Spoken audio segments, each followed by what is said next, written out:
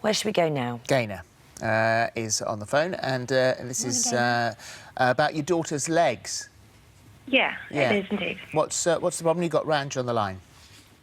Well, I've been at the doctor. She's been complaining of pain, and she's been diagnosed with excessive movement, and I've been told to ask about hypermobility syndrome.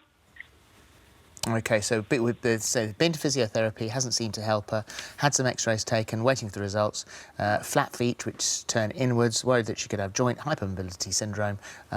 What else could it be? So I've been speaking to Gaynor on the phone a bit earlier, and basically she's got a 4-year-old daughter who's complaining of painful legs, particularly after periods of activity.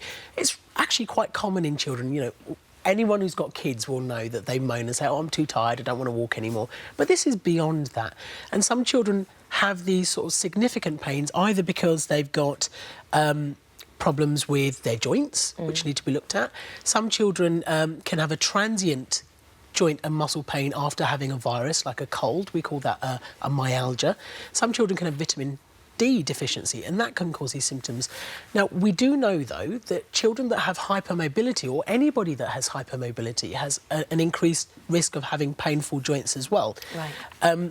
Not everybody that has hypermobility has a hypermobility syndrome. So when you have a hypermobility syndrome, not only are you more flexible than normal, but you might have symptoms like joint pain, joint stiffness, you might have tummy problems as well, you might have fatigue.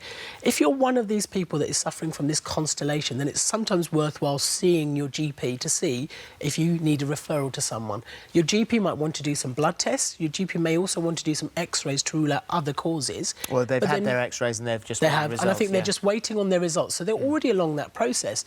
The treatment for hypermobility is tricky because actually often people manage this over a really long period of time and their symptoms may not go away completely.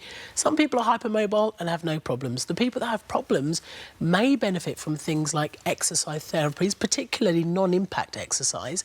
Make sure your footwear is good, particularly if you've got a little one who's got flat feet, even more important. And some people get referred to physiotherapists and occupational therapists as well, and they can give you techniques.